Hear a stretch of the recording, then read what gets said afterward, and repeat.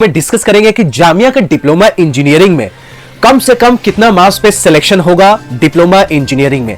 Jamia Millia Islamia diploma engineering की बात करें तो आपको पता होगा कि जामिया के आमिर मोहम्मद आमिर ने 70 लाख सालाना पे यूएस में जॉब पाई थी। कुछ फोटो आप देख सकते हैं जो कि ऑनलाइन प्लेटफॉर्म पे अवेलेबल होगा। ये मोहम्मद आमिर है और इनके पिताजी हैं, अब्बा है इलेक्ट्रिशियन है जामिया मिलिया इस्लामिया में। इन्होंने डिप्लोमा इन मैकेनिकल इंजीनियरिंग किया था। उसके बाद फ्रीसन मोटर जो कि यूएस की कंपनी है, फ्रीसन मोटर जो कि नॉर्थ कैरोलिना बेस्ड कंपनी है, उसमें इन्होंने 70 लाख के पेमेंट पे इन्होंने पाया था फ्रीसन मोटर वर्क्स पे। फ्रीसन मोटर वर्क्स जो कि चार्लोट नॉर्थ कैरोलिना में, नॉर्थ कैरोलिना में है, जो कि 1,08 यूएस डॉलर पर सिलेक्शन हुआ था।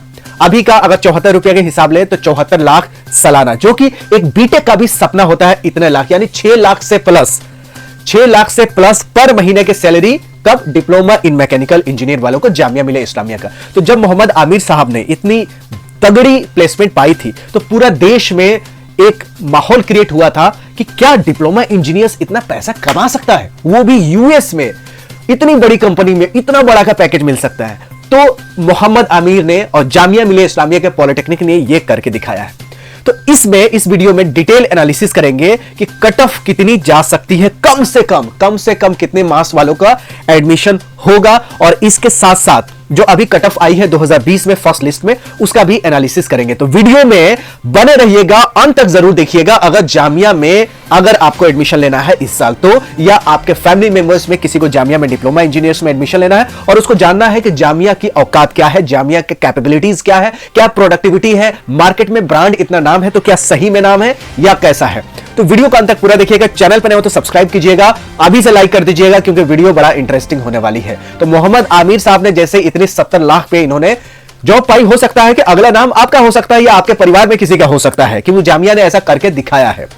अब बात करते हैं कि जामिया में कितने मार्क्स का टेस्ट होता है, उसी से कट ऑफ का एनालिसिस होगा। पहली लिस्ट आई थी 27 नवंबर को, पहली लिस्ट डिप्लोमा इंजीनियरिंग के। अब कितने लिस्ट और आगे आएगी और कितना आपका चांस है इस साल एडमिशन होने का, कितने नंबर पे। तो सबसे पहले हम डिटेल क्या जान लेते हैं, सिलेबस ही जान लेते हैं। डिटेल सिलेबस ये है कि मैथमेटिक्स का 67 मार्क्स, फिजिक्स का 67 मार्क्स और केमिस्ट्री का 66 मार्क्स, तीनों को जोड़ेंगे तो आएगा 200। 180 मिनट्स में 200 क्वेश्चन सॉल्व करने थे 2020 में। निगेटिव मार्किंग था, क्वालिफाइंग मार्क्स 30 था कि आप अगर 30 नंबर लाएंगे तभी आपको मेरिट लिस्ट में नाम रखा जाएगा। अगर 30 से कम लाया, जैसे आपका मार्क्स आ गया 29.9, तो आपको कंसीडर ही नहीं किया जाएगा, यानी इस रेस में आप है ही नहीं। भूल जाइए कि इस साल एडमिशन होगा। कितना 29 पॉइंट अगर 9 भी आ गया तब भी, 30 से ऊपर है या 30 है तब आप रेस में है। अब 30 से अगर आपका नंबर ऊपर है तो डिटेल एनालिसिस करके बताता हूं कि इस साल कहां तक कट ऑफ जा सकती है। तो सबसे पहले बात करते हैं कि जो लिस्ट आई है उसके बारे में। लिस्ट आई है, इसमें एडमिशन हो रहा है 7 दिसंबर से लेके 10 दिसंबर तक एडमिशन होगा। यूनिवर्सिटी पॉलिटेक्निक में जाना होगा। ये जितने भी इसमें लिस्ट दी गई है, 13 लिस्ट होती है, 13 लिस्ट आपको जरूर जमा करना होगा। लास्ट में जो फीस स्लिप मिलती है और 3 कॉपी मिलती है। ज्यादातर लोग गलती करते हैं, 2 कॉपी आपको बैंक दे देता है और 1 कॉपी बैंक रख लेता है, और 2 कॉपी जो आपको देता है वो एक ऑफिस में वापस जाकर पॉलिटेक्निक में जमा करने होते हैं। अगर आप नहीं जमा करते हैं तो आपका एडमिशन माना नहीं जाता। अगली लिस्ट आने की उम्मीद है 15 दिसंबर, तो 15 दिसंबर आने की उम्मीद है, तो आगे भी हो सकता है। अब कितनी लिस्ट आएगी, स्पॉट एडमिशन कब होगा, क्या कट ऑफ है, पूरा वीडियो में देखिए, बने रहिए वीडियो में, बहुत इंटरेस्टिंग वीडियो है। सबसे बात करते हैं इलेक्ट्रिकल इंजीनियरिंग के बारे में। इलेक्ट्रिकल इंजीनियरिंग बहुत अच्छा ब्रांच है, ब्रांच सभी अच्छा है। आप अच्छे से पढ़ेंगे, इंग्लिश और कंप्यूटर पे ध्यान देंगे, बेसिक कंप्यूटर का नॉलेज, और इंग्लिश बोलना कम से कम आना चाहिए, समझना आना चाहिए। बहुत ज्यादा फ्लुएंट न रहे तो भी चलेगा, मतलब कम से कम आप इंग्लिश समझ जाए और आप ऐसा बोले कि बिना हिंदी का बोले हुए टूटा फूटा भी ही सही, टूटा फूटा लड़खड़ा के जैसे भी बोलना है इंग्लिश बोलिए, बिल्कुल बोलिए, ऐसा कि हिंदी बोलने की जरूरत ना पड़े, तो आपकी अच्छी खासी प्लेसमेंट हो सकती है, प्राइवेट में भी सरकारी में भी। इलेक्ट्रिकल इंजीनियरिंग कट ऑफ 81 गया है, कितने में, 200 नंबर में से जिसका 81.25 से ऊपर आया है उसको जनरल कैटेगरीज में इलेक्ट्रिकल इंजीनियरिंग में सीट्स मिली है। मुस्लिम की बात करें तो 74 नंबर, ठीक है। अब बात करते हैं नेक्स्ट ब्रांच की, उसके बाद लास्ट में बताऊंगा कि मैक्सिमम कितने तक जा सकती है। नेक्स्ट है आपका जो ब्रांच है वो है सिविल इंजीनियरिंग। सिविल इंजीनियरिंग में 92.50, मुस्लिम का 80 गया है, तो सिविल इंजीनियरिंग में थोड़ा कट ऑफ ज्यादा गया है। ये 2020 का हम एनालिसिस कर रहे हैं। उसके बाद हम देखते हैं कौन सा ब्रांच है। नेक्स्ट जो ब्रांच है उसका जो है वो आपको पृष्ठ संख्या कितने पे जाना पड़ेगा, 14 पे जाइए, मिलेगा। तो ये 77 कट ऑफ गया है इलेक्ट्रॉनिक्स इंजीनियरिंग का। इलेक्ट्रॉनिक्स इंजीनियरिंग का कट ऑफ बहुत ही कम गया है, मुस्लिम का 73 गया है। बाकी ओबीसी एसटी का देख सकते हैं, मैं दो चीजों का बात करूंगा, जनरल कैंडिडेट्स और मुस्लिम कैंडिडेट्स का। तो 73 गया है, मुझे लगता है कि इलेक्ट्रॉनिक्स का ही सबसे कम है। अब बात कर लेते हैं नेक्स्ट जो लिस्ट है वो है कंप्यूटर इंजीनियरिंग का 102.75, सबसे ज्यादा कट ऑफ हाई गया है, और मुस्लिम कैंडिडेट्स का 89 यानी 90 के आसपास। ठीक है, अब बात कर लेते हैं लास्ट जो ब्रांच होगा वो मैकेनिकल ही बचा हुआ है।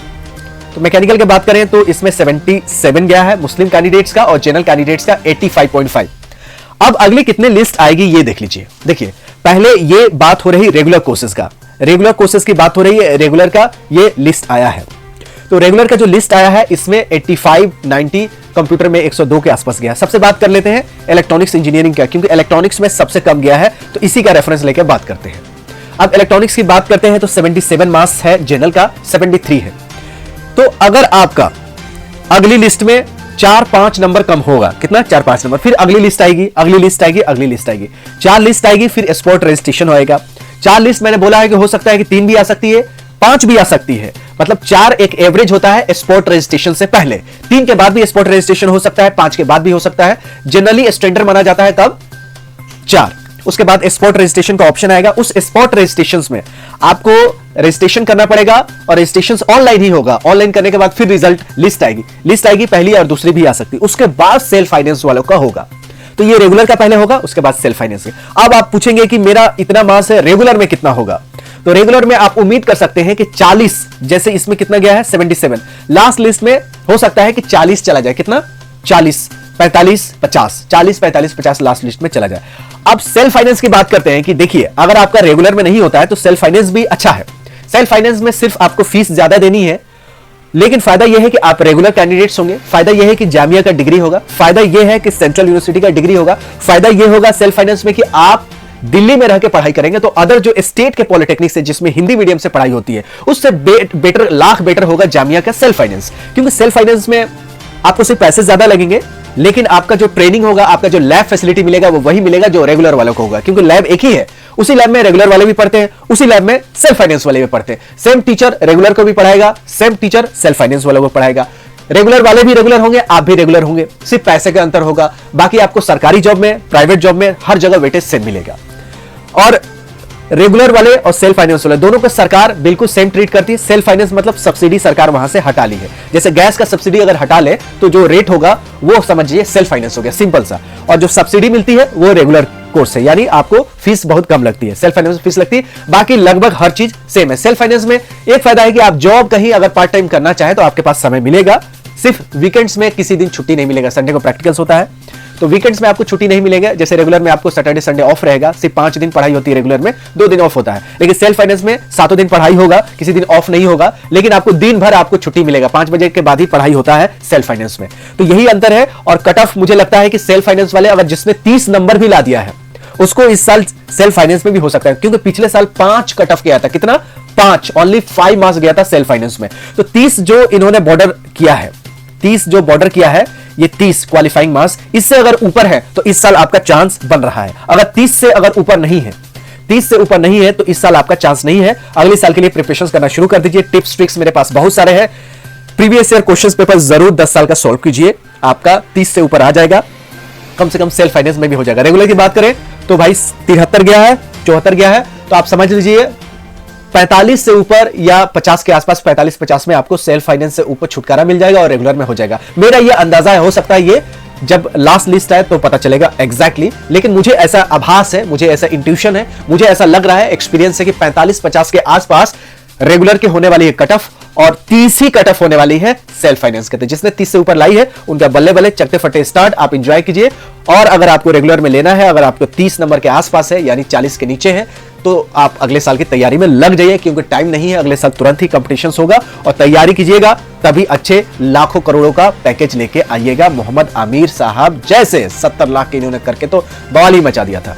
तो मुझे उम्मीद है कि ये जो डिटेल एनालिसिस किया हूं ये अगले साल, उसके अगले साल, हर साल हेल्प करेगा। ऐसी यूजफुल वीडियो, रिसर्च वाली वीडियो देखने के लिए मेरे चैनल को सब्सक्राइब कीजिएगा। वीडियो पसंद आए तो लाइक तो आपने कर दिया होगा, नहीं तो कर दीजिए। दोस्तों यारों को ज्यादा शेयर कीजिए, क्योंकि अच्छे यूनिवर्सिटीज में आएंगे तो करियर भी अच्छा होगा, वो खुद आप अच्छे होंगे, आपके परिवार अच्छा होगा तो देश अच्छा तो होना ही होना है। मिलते हैं अगली वीडियो में हमारे ज्ञान के, फिर मिलेंगे चलते चलते। तब तक you take good care of yourself. जय हिंद, जय जामिया।